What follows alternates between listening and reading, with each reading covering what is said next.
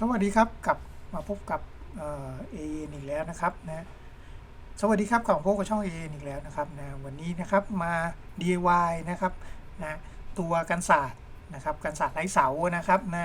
ที่กำลังเป็นที่นิยมอยู่เลยนะครับนะอันดับแรกนะครับเรื่องอุปกรณ์เลยนะฮะอุปกรณ์ก็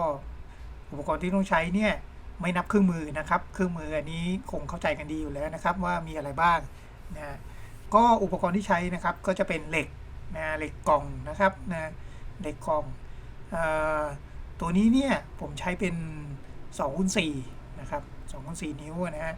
ความหนาเนี่ยแล้วแต่เลยครับแต่ว่าจริงๆแล้วผมแนะนำว่าให้บางไว้ดีกว่านะน้ำหนักมันจะได้น้อยนะครับนะตัวนี้เนี่ยเป็นหลังคาแบบโพลีคาร์บอเนตนะครับเพราะฉะนั้นมันเบาอยู่แล้วครับนะไม่จำเป็นต้องเอาเหล็กให้หนานะครับแต่ว่าเหล็กบางนะครับมีข้อเสียอยู่อย่างหนึ่งคือว่าถ้าท่านที่ไม่ชำนาญนะครับมันเชื่อมแล้วมันจะทะลุนะถ้าเกิดเราตัดไม่ดีนะครับนะตัดรอยต่อไม่ดีนะเวลาเชื่อมนะครับเนื้องานมันจะทะลุนะก็มีวิธีแก้ง่ายๆเลยครับนะด้วยลวดเชื่อมนะครับเดี๋ยวผมทำให้ดูนะครับตรงนี้มาว่าการตัดก่อนเลยนะครับนะการตัดนะครับใช้ใบกับติดกับลูกหมูนะครับใบบางนะเวลาตัดต้องระวังนิดนึงนะครับที่สำคัญเลยเนี่ยต้องใส่บางใบด้วยนะครับนะเผื่ออุบิเหตุนะครับเวลามันแตกนะมันแตกอย่างน้อยก็ยังติดบางใบอยู่นะครับไม่กระเด็นเข้าหาตัวเรานะแต่ถ้าไม่ใส่นะครับเต็มเลยแหละครับนั่นนะครับเวลาผมเชื่อมเนี่ยผมจะมีลวดเชื่อมนะครับตัวหนึ่งเป็นลวดเชื่อมแก๊สนะเป็นลวดเชื่อมเหล็กนะครับไว้สำหรับเขาเชื่อมแก๊สนะครับหาซื้อได้ตามร้านวัสดุทั่วไปเลยครับนะเราก็มาเติมนะครับในส่วนที่มันหายส่วนที่มันขาดนะครับเพราะเหล็กบางเนี่ยมันจะเชื่อมยากมากมันจะคอยทะลุอย่างเดียวเลยนะฮะเพราะฉะนั้นต้องเติมก่อนนะครับนะถ้ากลัวไม่สวยไม่เนียนนะครับนะเติม2เส้นนะครับหรืออีกวิธีหนึ่งนะครับนะเราเชื่อมไปก่อนเลยครับไม่ต้องสนใจมันขี้เหร่ไม่ขี้เหร่ไม่สนใจเลยครับนะเชื่อมไปก่อนพยายามกบให้มิดนะครับนะกบรูให้มิดเลยนะครับเสร็จแล้วขัดออกนะเอาหินเจียนะครับขัดออกนะพอขัดออกเสร็จสับปั๊บเรามาเดินใหม่อีกครั้งหนึ่งนะ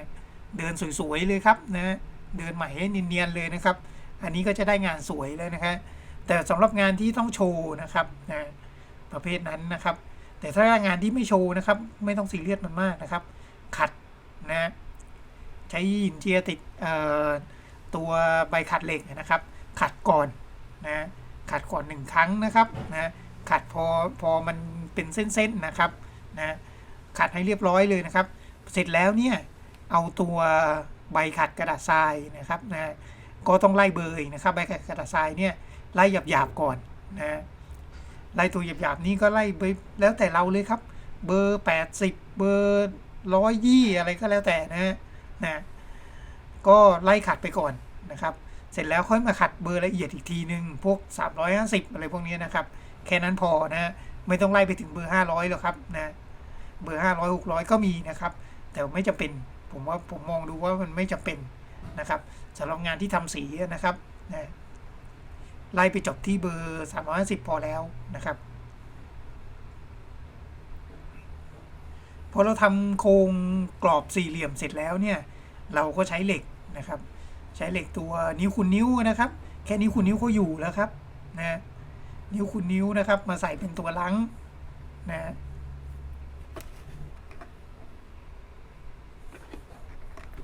ขนาดก็เนี่ยครับใส่ตามความกว้างของตัวแผ่นโพลีคาร์บอเนตเลยนะให้แผ่นต่อแผ่นเนี่ยมันอยู่กึ่งกลางเหล็กนะครับ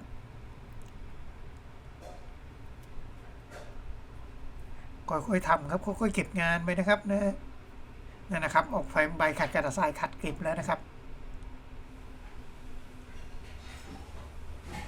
จากนั้นเอาสีเลยครับสีทานะสีในที่นี้ผมใช้ตัวเบเยอร์นะครับกระทิงนะตัวนี้เนื้อสีค่อนข้างดีเลยครับเนื้อสีเยอะนะครับนะทาสัก2เที่ยวก็อยู่แล้วครับ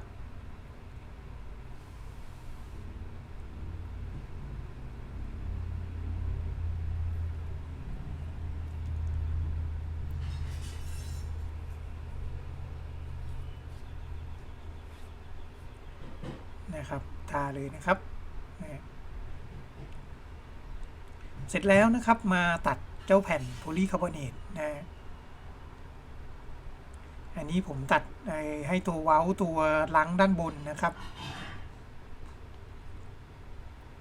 มันจะต้องตัดแหว่งอยู่นิดนึงแผ่นหนึ่งนะครับ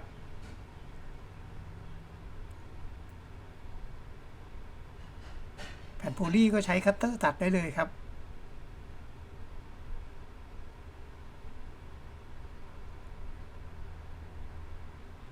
เสร็จแล้วก็เช็ดทำความสะอาดสักหน่อยนะครับเพราะว่าตัวนี้เนี่ยเราจะไม่ยิงน็อตนะครับเราใช้กาวนะครับนะก็เช็ดขี้ฝุ่นเช็ดอะไรสักนิดนึงนะครับนะครับตอนแรกก็เอาทดลองวางก่อนนะครับนะให้มันพอดีจริงๆเลยนะครับ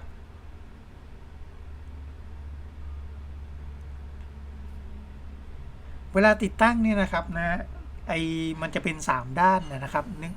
นึกภาพนะครับนะมันจะถูกยึดอยู่ด้วยตัวอาคารเนี่ย2ฝั่งนะหรือ1ฝั่งก็แล้วแต่นะครับนะเพราะฉะนั้นมันจะต้องอยู่กับตัวล้างด้วยนะครับจะต้องมีตัวล้างด้านบนนะถึงด้านล่างไม่มีเสาจริงแต่ตัวล้างจะต้องมีด้านบนนะครับตัวหิ้วนะครับนะตัวล้างนะก็ใส่ตัวล้างด้านบนไปถ้าเกิดว่าเราทำแบบยึดติดกับอาคารด้านเดียวนะครับไม่ใช่2ด้านนะด้านเดียวนะครับเราก็ใส่ตัวลัง2เส้นนะครับเหตุที่ผมเอาลูกหินวางข้างบนนี่นะครับเพราะว่าเวลายิงกาวไปแล้วเนี่ยมันอาจจะโก่งหรืออาจจะเด้งได้นะครับนะเราก็ใช้ตัวอะไรที่หนักๆนะครับไปวางทับไว้นะครับกาวที่ใช้นะครับนะเป็นซิลิโคนนะซิลิโคนดำก็ได้ใสก็ได้ครับซิลิโคนนะครับไม่ใช่ซีลแลนด์นะซีลแลนด์ไม่อยู่นะครับต้องใช้ตัวซิลิโคนนะครับผมไม่ได้ยิงก่อนนะครับนะผมมายิงเอาทีหลังนะเอาแผ่นขึ้นมาวางก่อนเพราะผมดูว่าเนี่ยถ้าเกิดว่ายิงก่อนเนี่ยมันจะทำให้แผ่นเลอะเทอะนะและเคล็ดลับอีกอย่างนะครับนะก็คือเอาผ้าชุบน้ำยาล้างจานนะครับนะเช็ดออกนะครับในตำแหน่งที่มันเลอะนะครับนะถ้ามันแลบออกมาด้านข้างเยอะเราก็ใช้ตัวผ้านะครับนะใช้ตัวผ้าชุบน้ำยาล้างจานชุ่มๆเลยนะครับมาเช็ดนะมันก็เช็ดออกเรียบร้อยดีนะครับ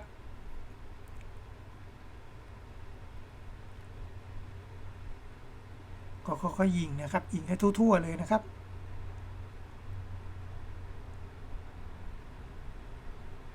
อันนี้ผมยิงเป็นจุดไว้ก่อนนะครับนะดูแล้วดูปรับระยะของอะไรของแผ่นทุกอย่างนะแล้วก็ยิงหนาอีกทีหนึ่งเนี่ยครับก็ได้มาเป็นประมาณนี้เลยครับนะสังเกตมุมด้านขวานะครับจะมีตัวล้างอยู่นะครับขอบคุณมากครับสำหรับการรับชมคลิปนี้นะครับถ้าไงฝากกด Subscribe ด้วยนะครับขอบคุณครับ